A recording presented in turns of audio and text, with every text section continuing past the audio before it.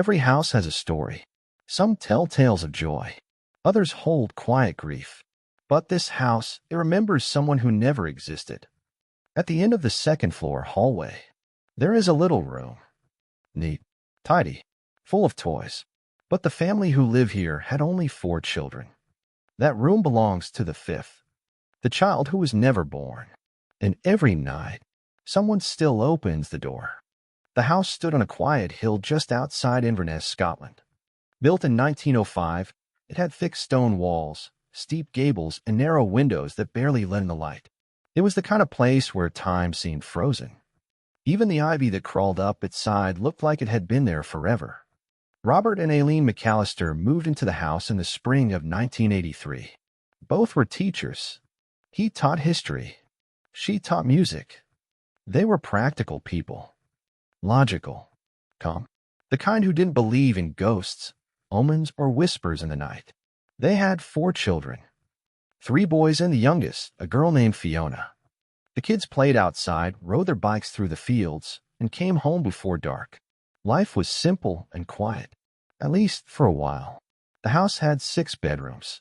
1 for each of the children, 1 for Robert and Aileen, and 1 extra room at the end of the upstairs hallway. That room was strange. The doorknob was cold, even in the summer. The wallpaper inside was pink with tiny white stars, old but not faded. A rocking chair sat in the corner.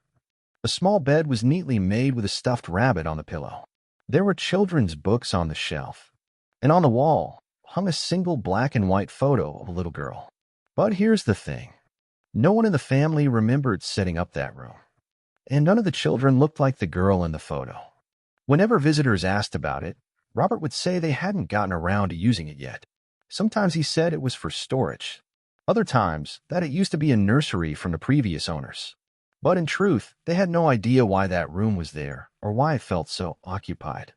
Aileen tried cleaning it once. She lasted 5 minutes.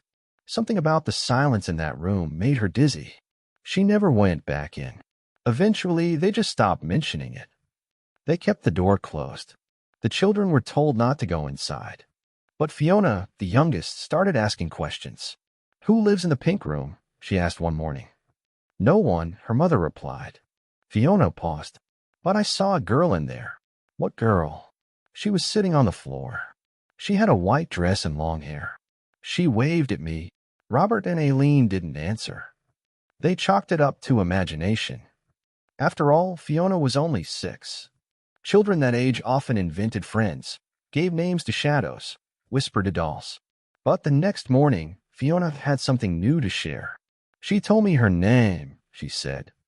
Aileen, distracted, nodded absently. "What was it?" "Lillian," Fiona whispered. "She said she lives here, and that she's my sister." For days, Fiona spoke of Lillian as if she were real. She left space for her at the dinner table. She told her brothers to be quiet because Lillian's sleeping. She even asked her mother to make an extra sandwich for lunch. When Aileen refused, Fiona quietly wrapped half of hers in a napkin and placed it outside the pink room. At first, the family found it amusing. Just a child's imagination. But then things began to change. Robert, a man who prided himself on skepticism, started waking in the middle of the night. Not from nightmares, but from something stranger. A soft creaking sound. A door opening. Always at 3:13 a.m. He would sit up in bed, heart pounding, listening to the silence that followed. Then the soft thud of small feet on the stairs. Too light to be one of the boys. Too slow to be Fiona. He checked the hallway. Nothing. Checked on the kids. All asleep. And yet, every morning, the door to the pink room was slightly ajar. He began locking it. Even nailed a wooden plank across the frame. But each morning, the result was the same. The plank on the floor. The door open. And the rocking chair slightly turned. Aileen, too, felt a change in the air. She began to hear humming. Just a note or two, drifting down the hallway when no one else was upstairs. A tune she couldn't place, but felt familiar. And always the same melody. Slow, gentle. A lullaby. One afternoon, while folding laundry, she asked Fiona more about Lillian. "What does she look like?" she asked softly. Fiona smiled. "She's older than me, but not big. She has black hair and her eyes are gray. She doesn't like it when people lie. Aileen paused. Why is that? Because that's why she's still here, Fiona replied simply. She said someone lied, and now she can't leave.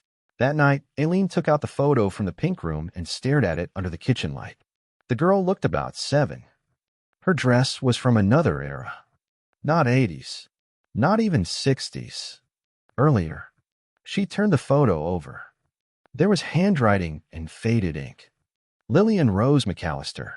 Born 1912, died 1919. Aileen froze. McAllister. Their surname. But Robert's family was from Glasgow, not Inverness. He had never mentioned any relatives named Lillian. When she showed the photo to Robert, he turned pale.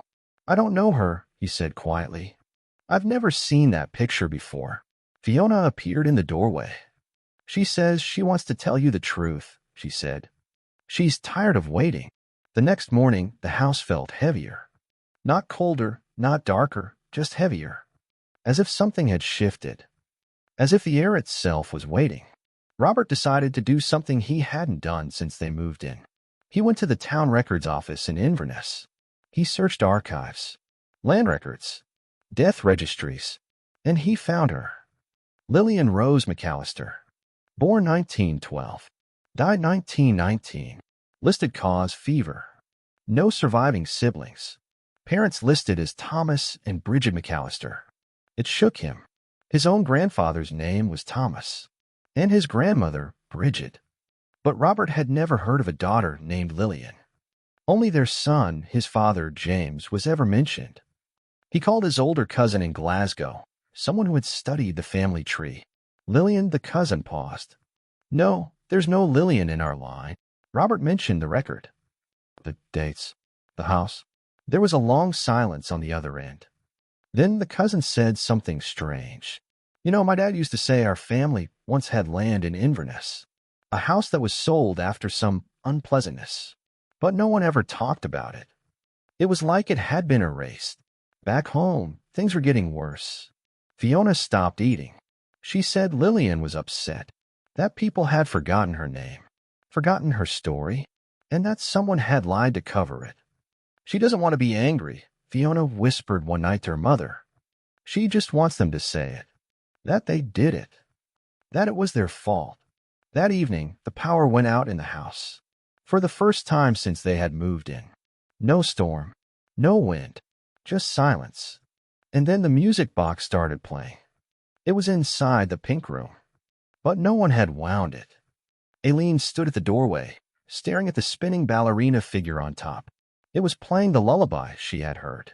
Note for note, soft, slow, the same tune, from the same room. That was never supposed to exist. The next day, Aileen sat Fiona down at the kitchen table. She poured her a glass of milk and gently asked, Did Lillian tell you what happened to her? Fiona nodded slowly. She says she got sick. But not just sick. She says they locked her in the room because she was making too much noise. Aileen felt her throat tighten. They didn't want her to wake the baby, so they told her to stay quiet. And when she cried, they locked the door. She had a fever and couldn't breathe. And she was alone. Fiona looked down. She said she called for help. She called and called, but no one came. Aileen couldn't speak. And after she died, Fiona said, her voice barely a whisper, they didn't bury her with a name. They just said she passed in her sleep. They didn't tell anyone what really happened. That night, Robert stood alone in the pink room. He stared at the photograph, at the untouched books, at the little bed that had never been slept in, at least not by his children. And then the air shifted. The rocking chair creaked, and a whisper filled the room. It was a child's voice, faint, fractured, but clear. Tell them, she said. Tell them I mattered. Robert sat down on the floor, overcome by something he couldn't explain, a mix of guilt and sorrow that didn't belong to him, but lived in his blood. He nodded. I will. The next morning, Robert and Aileen went to the local church. They requested a proper headstone, one with Lillian's full name, her birth and death, and a line beneath it. You were loved. You were heard. You are remembered. They held a small ceremony. Just the six of them. No priest. No hymns. Only silence. And the sound of Fiona humming the lullaby. After the ceremony, something shifted in the house. The heavy stillness that had settled over every room began to lift. The pink room, once ice-cold and unwelcoming, now felt neutral. Not warm, not lively, but still. Like something unfinished had finally found its period. Fiona stopped setting extra places at the table. She no longer whispered down the hallway or tucked away food in napkins. She slept through the night. And for the first time since their arrival, the door to the pink room stayed shut. Not locked. Just closed. By its own choice, it seemed. The boys went back to bickering over who got the last biscuit. Aileen returned to her daily routines, though sometimes she'd pause in the hallway, her hand grazing the wall outside the pink door, as if checking for something unseen. Robert, however, couldn't quite move on. He began to dream. Not nightmares. Not voices. Just a field. A wide-open highland field under a heavy gray sky. And a small figure in the distance. Black hair. Gray eyes. Waving. Not beckoning. Just waving. One morning, after one of those dreams, he rose early and opened the pink room. It was exactly as they'd left it. The music box was quiet. The photo remained on the dresser. The chair didn't creak. But the air held something. Something calm. Something final. Robert whispered, "We remember you." And for the first time since their arrival, he meant it. That afternoon, they drove out of Inverness for the weekend. Just a short trip to Loch Ness with the kids. As they packed up the car, Fiona looked up at the second-story window, the one belonging to the pink room. A pale shape stood there, still, watching. Fiona didn't wave. She just whispered, "Goodbye." And the figure faded like mist, vanishing into the morning sun. They returned from their weekend away to find the house exactly as they had left it, but different in a way none of them could name. No creaking floors, no flickering lights, no late-night whispers. It was just quiet, but not empty. Fiona no longer mentioned Lillian.